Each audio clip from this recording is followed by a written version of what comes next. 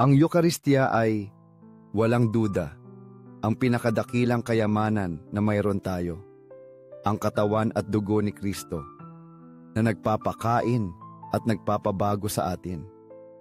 Pinapayagan tayo nitong pumasok sa pakikipag-isa sa iyo, sa iyong sakripisyo ng pag-ibig. Ngunit hindi lamang sa Eucharistia natin matatagpuan ang napakalawak na biyayang iyon, kundi pati na rin sa mga sakramento ng pakikipagkasundo, ng binyag na naglilinis sa atin at ng kumpirmasyon na nagpapalakas sa atin. Gayon din sa kasal na nagbubuklod sa atin sa iyong pag-ibig at sa pagpapahid ng langis sa mga may sakit na nagdadala sa atin sa espiritual na paggaling. Lahat ng ito ay mga hindi matutumbasang regalo na nagpapayaman sa atin, naglalapit sa atin sa iyo, at nagpapahintulot sa atin na mamuhay ng mas malalim sa pananampalataya na itinuro mo sa atin. Kung makikita lamang natin sa mga mata ng puso ang kadakilaan ng mga regalong ito, mauunawaan natin ang lalim ng pag-ibig na ito na ibinibigay mo sa atin. Kung magawa lamang nating maunawaan ito, mamumuhay tayo sa ating pananampalataya ng may higit na nakasigasigan, may higit na debosyon at may patuloy na pasasalamat. Ang bawat sakramento, ang bawat sandali sa iyong presensya ay isang pagkakataon upang baguhin ang ating buhay at lumapit sa iyo ng may higit na kadalisayan ng puso. Ito rin ay isang okasyon upang yakapin ang banal na misteryo ng may panibagong pananampalataya at isang taos-pusong pag-ibig. Nagpapasalamat kami sa iyo, Panginoon, para sa lahat ng kayamanang ito, at hinihiling namin sa iyo na huwag kaming tumigil sa paghahanap sa iyo. Huwag kaming tumigil sa pagsamba sa iyo. Huwag kaming tumigil sa pagiging tapat sa iyong panawagan. Ang bayan ng Diyos ay madalas na walang kaalaman sa walang katapusang espiritual na kayamanan na iniaalok ng simbahan sa kanila. Marami ang tumatalikod sa pananampalataya, hindi dahil hindi nila hinahanap ang katotohanan, kundi dahil hindi nila alam ang malalim na kayamanan na nakatago sa doktrinang Kristiyano. Ang kakulangan ng pag-unawa tungkol sa mga misteryo na inilalagay ng simbahan sa kanilang paglilingkod ay nagdadala sa kanila upang mawala ang tunay na kahulugan ng buhay Kristiyano. Sa kontemporaryong mundo, isang mundo na lalong nabubulag sa relatibismo at materialismo, ang sangkatauhan ay lumalayo sa mga espiritual na kayamanan na tanging ang simbahan lamang ang makapagbibigay. Hindi nila alam ang napakalaking halaga ng kumpisal, ang nagpapalaya na kapangyarihan ng kapatawaran ng mga kasalanan, ang kapayapaan at kaaliwan na dinadala ng mga sakramento sa kaluluwa, ang komunyon ng mga santo, ang mapagmahal na pamamagitan ng Birheng Maria, at ang nagpapabagong kabutihan ng mga sakramentales ay mga paraan ng biyaya. Kabilang dito ang banal na tubig, ang banal na langis at ang paggamit ng mga indulhensya. Ang mga banal na regalong ito ay naglalapit sa atin sa Diyos at nagpapalakas sa ating espiritual na buhay. Ang mga banal na regalong ito ay nagpapahintulot sa atin na maranasan ang isang panibagong buhay Kristiyano. Ang mga ito ay, sa katunayan, mga nakikitang tanda ng hindi nakikita na may kapangyarihang baguhin, liwanagan at baguhin ang ating buhay na nagdadala sa atin ng palapit sa Panginoon. Sa kontekstong ito, ang Eucharistia ay tumatayo bilang pinakadakilang kayamanan na iniaalok sa atin ng simbahan, isang walang kapantay na regalo na naglalaman ng lahat ng banal na pag-ibig at awa. Si Jesus, ang anak ng Diyos, ay nagiging presente sa tinapay at alak na kinonsagrahan. At kasama nito, inaanyayahan niya tayong makiisa sa Kanya sa isang malalim at matalik na paraan. Ang misteryo ng transubstansasyon ay, walang duda, ang pinakadakilang gawa ng banal na pag-ibig. Ang tagapagligtas, sa Kanyang walang hanggang kabutihan, hindi lamang namatay para sa atin sa krus, kundi iniaalok niya ang Kanyang sarili, muli at muli sa altar. Sa ganitong paraan, maaari tayong kumain ng Kanyang katawan at ng Kanyang dugo at pumasok sa isang relasyon ng tunay at personal na pag-ibig sa Kanya. Ito ay isang gawa ng ganap na pagbibigay na tumatawag sa atin na mamuhay sa isang malalim na pakikipag-isa sa Diyos.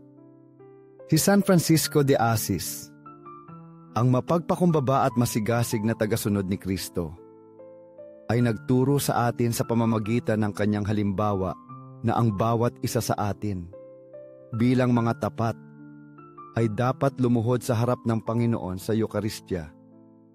Dapat nating kilalanin ang Kanyang tunay na presensya sa tinapay at alak na kinonsagrahan. Ang misteryong ito ay napakalaki na hindi ito lubos na mauunawaan ng ating isip ng tao. Gayunpaman, nang may pananampalataya at tiwala, dapat nating tanggapin ito. Sa pagtanggap ng Eukaristya, hindi lamang tayo tumatanggap ng isang simbolo o isang paalala, kundi tinatanggap natin si Jesus mismo, buhay at tunay, na ibinibigay ang Kanyang sarili sa atin ng may buo niyang pag-ibig.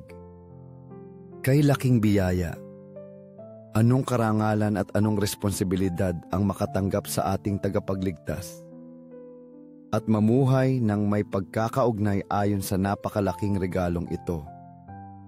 Puso ni Jesus, nag-aalab sa pag-ibig para sa amin. Painitin mo ang aming mga puso sa iyong banal na pag-ibig. O kabanal-banalang puso na nagmamahal sa amin ng may napakalaki at walang pasubaling pag-ibig. Hinihiling namin sa iyo, Panginoon, na sindihan mo ang aming mga puso ng nag-aalab na pag-ibig na iyon na nagpapapaniwala sa amin, mapagbigay at matapang sa aming pananampalataya, na magtulak sa amin na maging mga saksi ng iyong pag-ibig sa mundong ito na labis na nangangailangan sa iyo. Naway mamuhay kami araw-araw ng may mas malalim na pananampalataya, mas matatag na pag-asa at mas malaking pag-ibig na sumasalamin sa aming buhay sa pag-ibig na ikaw, Jesus, ay ipinakita sa amin sa krus.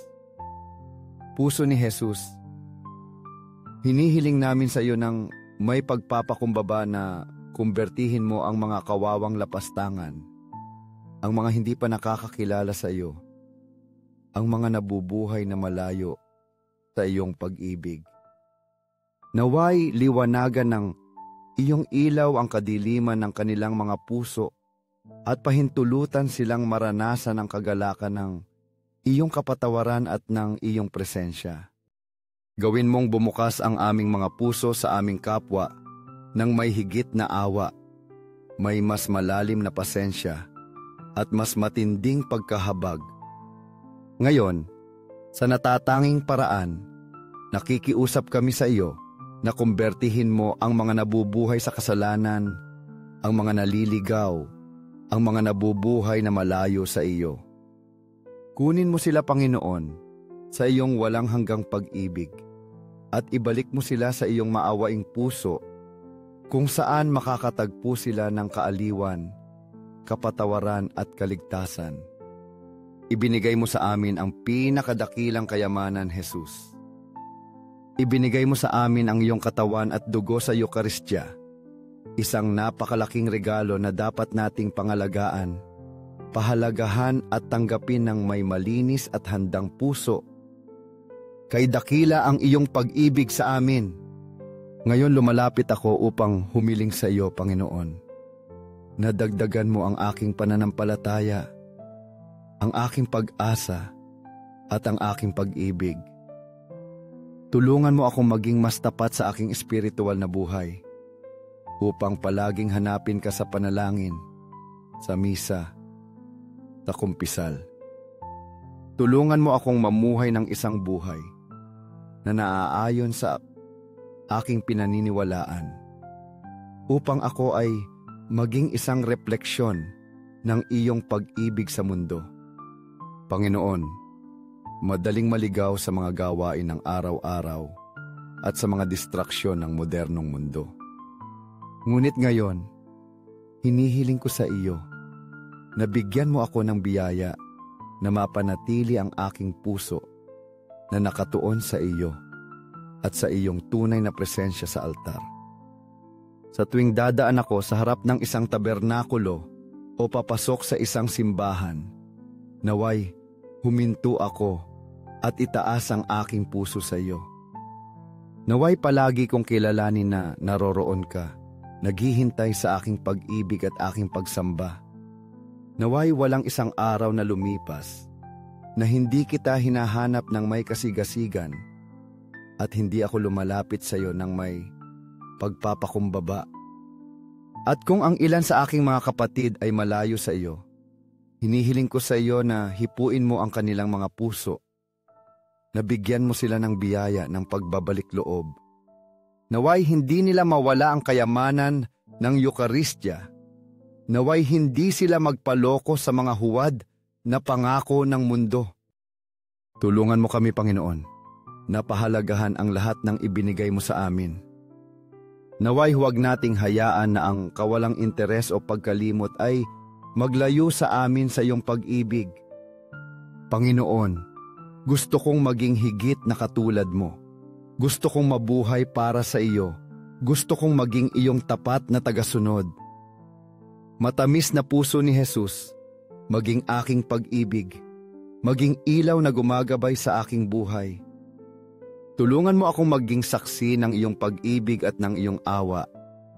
Tulungan mo akong mamuhay ng may pasasalamat, may debosyon at may pusong puno ng pag-asa. Dahil alam kong ang iyong pag-ibig ang tanging pinagmumulan ng kapayapaan at tunay na kaligayahan. Ngayon sa iyong harapan, lumuluhod ako sa pagsamba, kinikilala ang iyong tunay na presensya sa Eukaristya, sa Sagrado Corazon, sa langit at sa lupa. Naway purihin magpakailanman ang mapagmahal na puso ni Jesus na nasa sakramento. Inaanyayahan kita, mahal na kapatid sa Kristo, na sumama sa sandaling ito ng pagsamba. Kung ang panalangin ito ay nakaantig sa iyong puso, mag-iwan ng like. Ibahagi ang mensaheng ito sa iba at sama-sama tayong patuloy na lumago sa pananampalataya. Naway painitin ang puso ni Jesus sa atin ang mas masigasig na pag-ibig para sa Kanya. At naway, nagkakaisa sa panalangin. Mabago natin ang mundo sa pamamagitan ng kapangyarihan ng Kanyang pag-ibig. 5 minuto kasama si Jesus sakramentado. Sa ngalan ng Ama at ng Anak at ng Espiritu Santo. Amen. Mahal naming Jesus, bilanggo ng pag-ibig. Pinabayaan sa maraming tabernakulo, kinalimutan ng maraming puso na, abala sa ingay ng mundo, ay hindi napapansin ang tamis ng iyong presensya. Ikaw, nasa katahimikan ng kabanal-banalang sakramento, ay naghihintay sa amin ng may walang hanggang pasensya, nakabukas ang makahaba-asakas mga bisig, nagnanais ng aming pakikisama, aming mga buntong hininga ng pag-ibig, aming mga simpleng salita ng pasasalamat at aming mapagtiwalang pag-aalay. Ikaw, na kahit sa pagkalimot, ay patuloy na tinatawag kami sa isang mapagmahal na tinig. Hinahanap kami ng may pagmamahal. Minamahal kami ng may pag-ibig na walang hangganan. Kahit na maraming beses naming tinalikuran ka, Panginoon ng tabernakulo, dagdagan mo ang aking pananampalataya. Gawin mong maunawaan ko ang kadakilaan ng iyong pag-ibig, ang lalim ng iyong sakripisyo, ang kagandahan ng iyong pag-aalay. Pag-alabin mo sa aking kaluluwa ang pagnanais na tumugon sa iyo ng may katapatan, ng may kagandahang loob, ng may dalisay at tapat na pag-ibig. Panginoon ng awa, gawin mo akong maawain. Naway ang aking puso na hinipo ng iyong biyaya ay magawang magpatawad tulad ng pagpapatawad mo sa akin. Magmahal ng walang sukatan, makita sa bawat kapatid ang refleksyon ng iyong mukha. Panginoon ng katotohanan, liwanagan mo ang aking mga hakbang. Huwag mong pahintulutan na ako ay lumayo sa landas ng kabutihan, na ako ay magpadala sa mga anino ng pagdududa, takot o kawalang interes. Maging ilaw ko sa kadiliman, kanlungan ko sa bagyo, gabay ko sa bawat desisyon. Ang buhay ay nagpapakita sa atin ng maraming landas. May mga landas na malawak at madali na nangangako ng kaligayahan, ngunit humahantong sa kawalan. May mga mapanlinlang na daanan, nagkukunwari bilang tagumpay at kasiyahan, ngunit inilalayo tayo mula sa tunay na buhay. Ako, Panginoon, ay nagpasya na sundan ka. Gayunpaman, sa paglalakad na ito, kinikilala ko ang aking kahinaan.